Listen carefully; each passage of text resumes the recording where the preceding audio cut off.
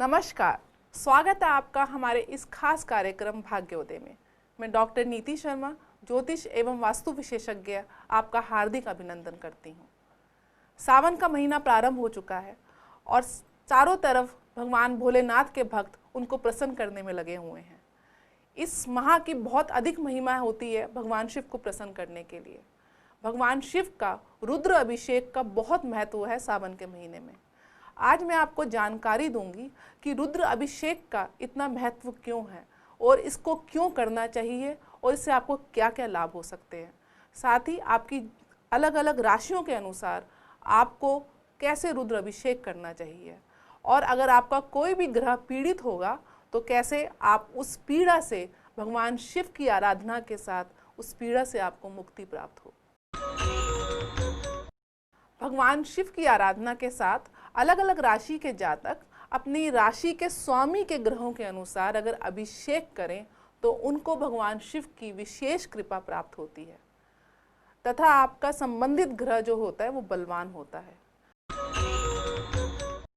अगर आपकी राशि सिंह है यानी आपका चंद्रमा सिंह राशि में बैठा हुआ है, मेरे पास काफ़ी प्रश्न आता है आप लोगों का कि हम राशि किसको माने।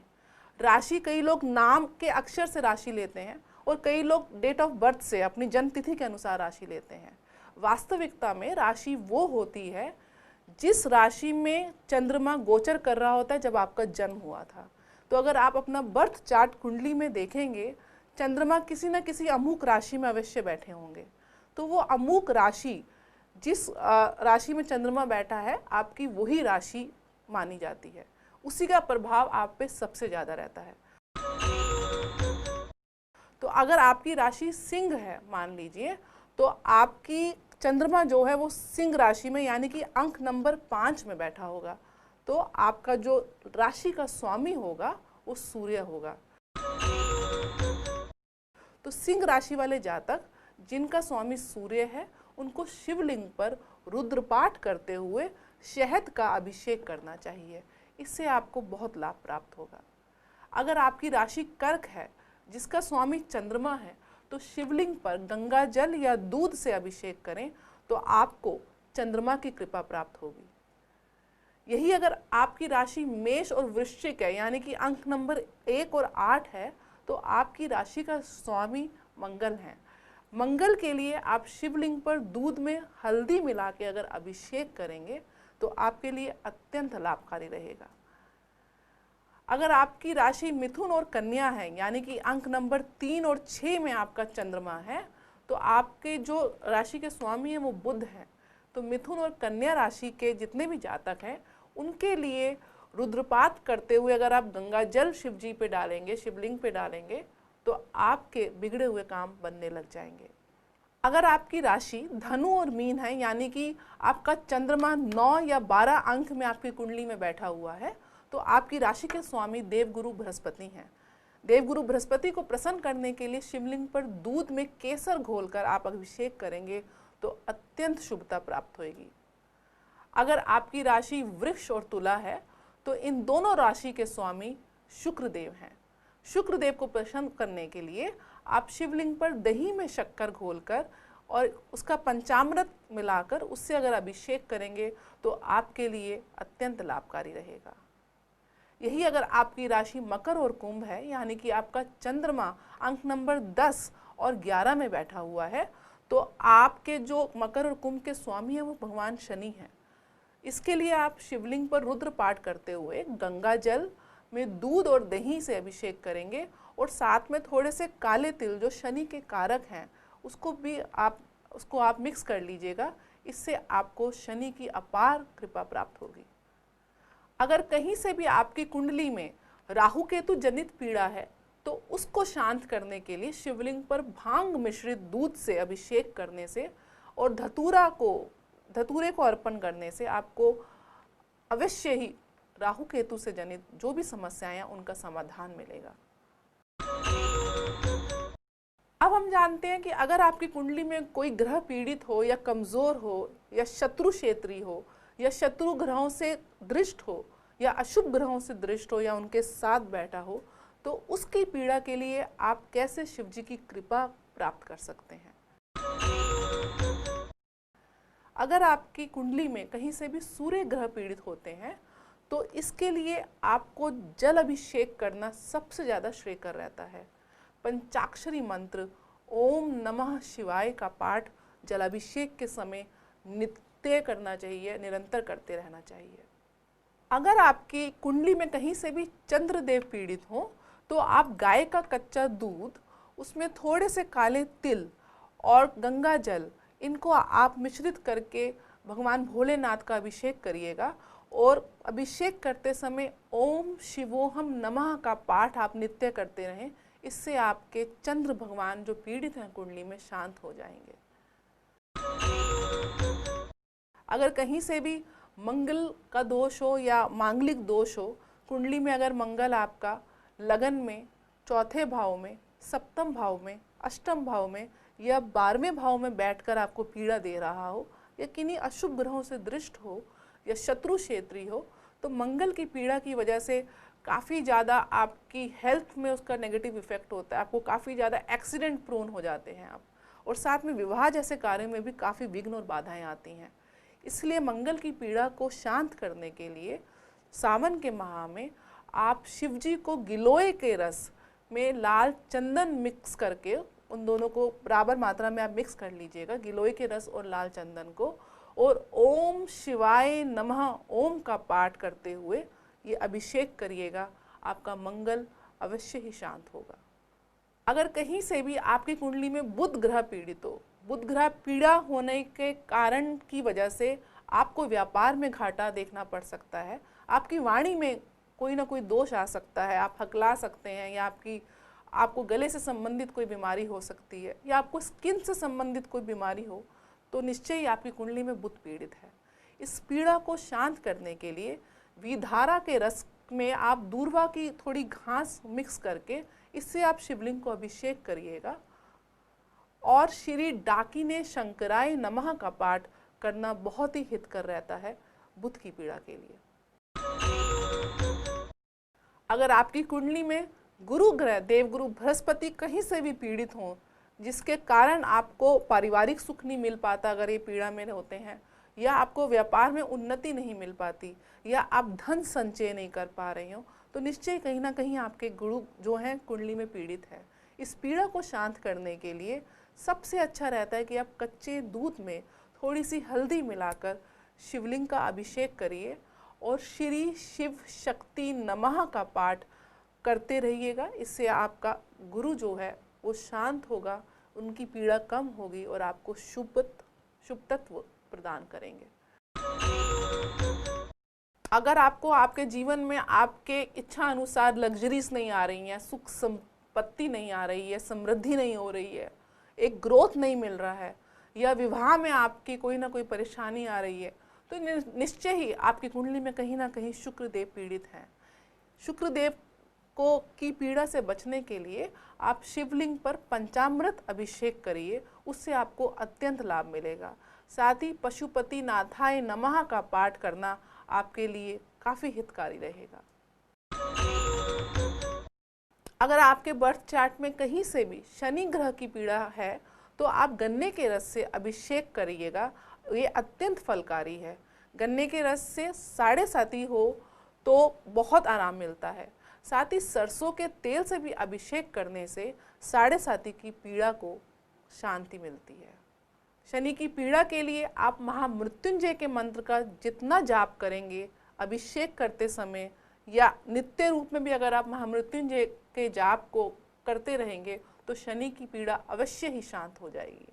अगर आपकी कुंडली में राहु केतु ग्रह से कोई पीड़ा है तो आप पिसी हुई भांग, धतूरे का रस और उसमें थोड़ा सा गंगा जल मिला के रुद्र अभिषेक करेंगे, साथ ही शिव गायत्री मंत्र का पाठ करेंगे, तो राहु केतु से जो भी पीड़ा जनित आपकी कुंडली में जो भी पीड़ा है, या फिर आपको काल सर्प योग जैसी कोई पीड़ा है, इन दोनों ही पीड़ाओं से आपको शांति मिलेगी। इसके अलावा समस्त नवग्रह शांति हेतु आप पार्थिव शिव जी का पूजन और अभिषेक करिएगा, तथा पारद शिवलिंग का भी पूजन और अभिषेक करना अत्यंत लाभकारी होता है। आपके समस्त कष्टों के निवारण के लिए जो सबसे अत्यंत लाभकारी कोई विधि है तो वो है रुद्र अभिषेक, जो सावन के माह में अत्यंत ही लाभकारी होती है। रुद्र अभिषेक अर्थात रुद्र का अभिषेक करना, यानी कि शिवलिंग पर रुद्र मंत्रों के द्वारा अभिषेक करना। जैसा कि वेदों में वर्णित है, शिव और रुद्र परस्पर एक दूसरे के पर्यायवाची ही हैं। शिव को ही रुद्र कहा जाता है क्योंकि ऋतम दुखम द्राव्यति नाश्यति रुद्रः, यानी कि भोले सभी दुखों को नष्ट कर देते हैं। हमारे धर्म ग्रंथों के अनुसार हमारे द्वारा किए गए पाप ही हमारे दुखों के कारण हैं। हम जैसे कर्म करते हैं उन्हीं को हम भोगते हैं, तो उसी की वजह से हमको दुख की प्राप्ति होती है, क्योंकि हमने कुछ जाने अनजाने में बुरे कर्म करे होते हैं। इसलिए हमें अपने कर्मों को बहुत सोच समझ के करना चाहिए। रुद्राभिषेक करना शिव आराधना का सर्वश्रेष्ठ तरीका माना जाता है। रुद्र शिव जी की ही एक स्वरूप है। रुद्राभिषेक में मंत्रों का जो वर्णन है वो ऋग्वेद में, यजुर्वेद में, सामवेद में भी किया जाता है। शास्त्रों और वेदों में वर्णित है कि शिव जी का अभिषेक करना परम कल्याणकारी है। रुद्र अभिषेक से हमारे पातक कर्म भी जलकर भस्म हो जाते हैं और साधक में शिवत्व का उदय होता है तथा भगवान शिव का शुभ आशीर्वाद भक्त को प्राप्त होता है। ऐसा कहा जाता है कि एकमात्र सदाशिव रुद्र के पूजन से ही सभी देवताओं की पूजा स्वतः ही हो जाती है। वैसे तो रुद्र अभिषेक किसी भी दिन किया जा सकता है, परंतु त्रयोदशी तिथि या प्रदोष काल सोमवार को इसका करना परम कल्याणकारी माना जाता है। श्रावण मास में तो किसी भी दिन किया गया रुद्र अभिषेक अद्भुत व शीघ्र फल प्रदान करने वाला होता है। चलिए अब हम आपको बताते हैं कि शिवलिंग पे क्या क्या अर्पण करने से आपको कौन कौन से लाभ प्राप्त होते हैं। शिव जी को प्रसन्न कर उनका आशीर्वाद पाने के लिए दूध से आप अभिषेक करें। भगवान शिव के प्रकाशमय स्वरूप का मानसिक ध्यान करें। अभिषेक के लिए तांबे के बर्तन को छोड़कर आप अन्य किसी भी धातु के बर्तन का उपयोग कर सकते हैं। खासकर तांबे के बर्तन में दूध, दही या पंचामृत आदि नहीं डालना चाहिए, इससे ये सब मदिरा समान हो जाते हैं। तांबे के पात्र में जल का तो अभिषेक हो सकता है, लेकिन तांबे के साथ दूध का संपर्क आने से वो विष बन जाता है। इसलिए तांबे के पात्र में दूध का अभिषेक बिल्कुल वर्जित है, क्योंकि तांबे के पात्र में दूध अर्पित या उससे भगवान शंकर का अभिषेक करें तो अनजाने में आप शिव भगवान को विष अर्पित करते हैं। पात्र में दूध भरकर पात्र को चारों ओर से कुमकुम का तिलक लगाकर ओम श्री कामधेनवे नमः का जाप करते हुए पात्र पर मोली बांधें। पंचाक्षरी मंत्र ओम नमः शिवाय का जाप करते हुए फूलों की कुछ पंखुड़ियाँ आप अर्पित करें शिवलिंग के ऊपर और दूध की पतली धार बनाते हुए रुद्र अभिषेक करें। अभिषेक करते हुए ओम सकल लोके गुरुवे नमः मंत्र का जाप करें। शिवलिंग को साफ जल से धोकर वस्त्र से अच्छी तरह पोंछकर साफ करें और पुष्प, गंध, धूप, दीप, नैवेद्य अर्पण करें।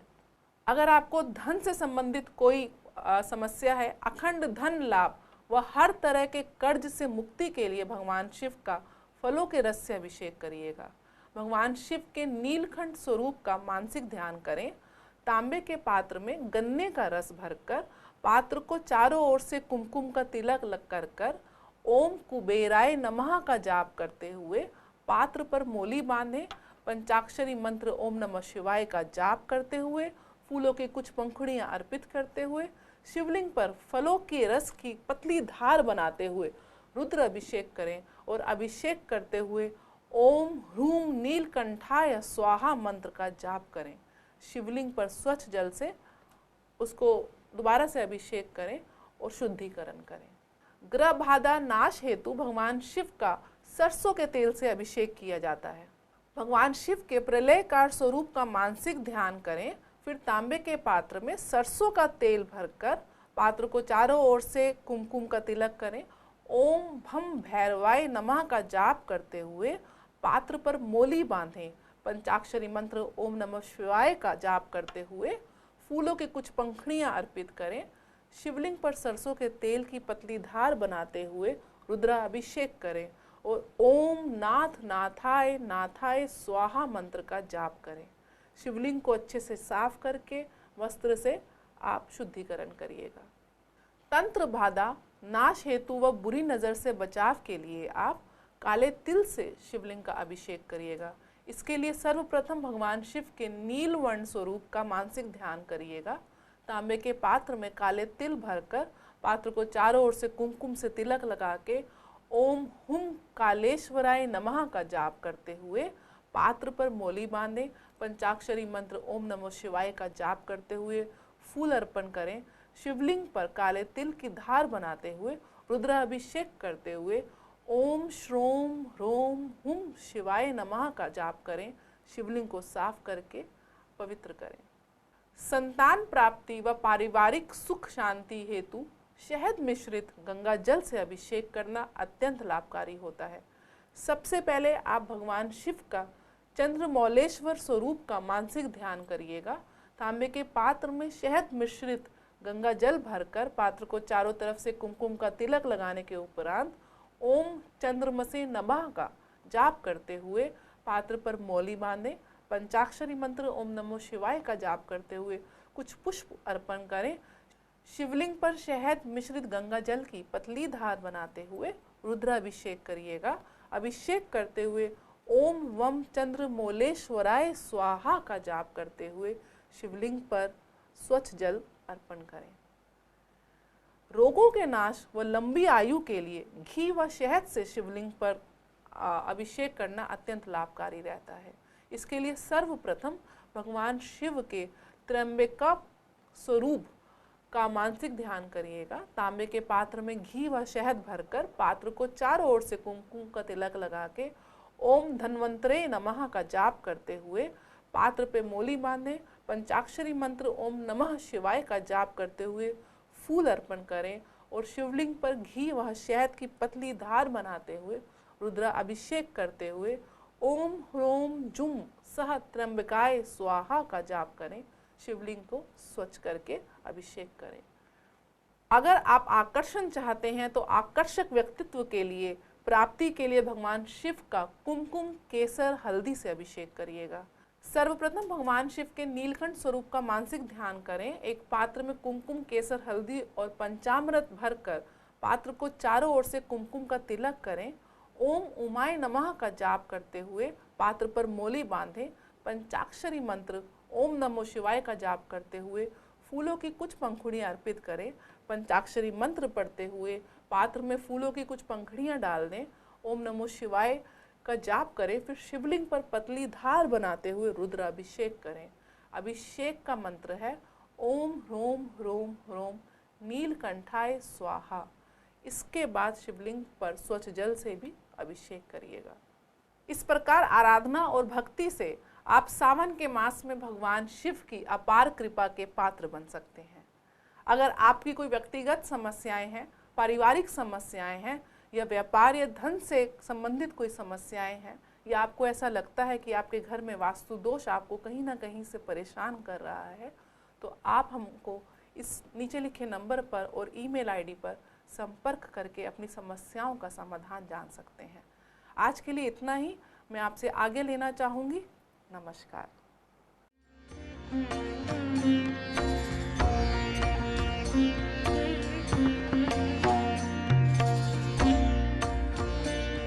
Thanks for watching our video. Please subscribe to our channel, press the bell icon button, share and like the video.